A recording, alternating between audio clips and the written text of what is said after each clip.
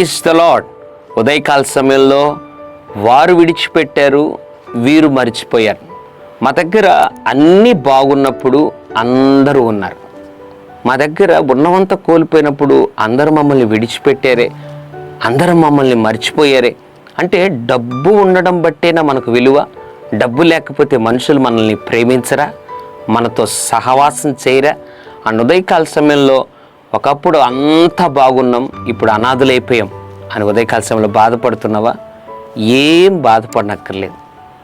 లోకంలో అందరూ మనతో ఉండి ప్రభు మన జీవితంలో లేకపోతే ఉపయోగం ఏముంది? అదే ప్రభు మనతో ఉండి లోకమంతా దూరం అయిపోయినా కూడా మనకు విజయం మందే. యోహాను సువార్త 14వ అధ్యాయం 18వ వచనం. యోహాను 14:18. మిమ్మును అనాథలుగా విడవను. ఎంత అద్భుతమైన మాట! మిమ్మును అనాథలుగా విడవను. ఎవరు మిమ్మల్ని విడిచిపెట్టినా, తల్లి విడిచిపెట్టినా, తండ్రి విడిచిపెట్టినా, తోబుట్టులు, రక్త సంబంధులు, ఆప్తులు, బంధువులు, శ్రేయోభిలాషులు, ఒకప్పుడు బాగున్న వారందరూ విడిచిపెట్టిన దేవునికి ఉన్న గొప్ప లక్షణం, మిమ్మును అనాథలుగా ఆయన విడవడు.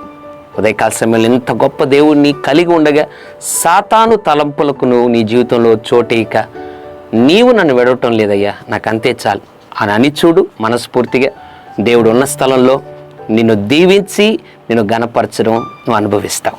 పరిశుద్ధుడ, ప్రేమగల తండ్రి, అనాథులుగా విడవను అని వాగ్దానం చేశావు. ఎంతమంది అయితే ఒంటరితనంతో బాధపడుతున్నారో వారిని మరొకసారి దర్శించినందుకు వందనాలు. ఎవరు విడిచిన బిడ్డని నేను విడవనని మాట్లాడినందుకు స్తోత్రాలు. అట్లు ప్రభువా, యుగ సమాప్తి వరకు అనాథలుగా విడవక తోడై నడిపించమని యేసు నామములో ప్రార్థిస్తున్నాం తండ్రి. ఆమేన్. God bless you.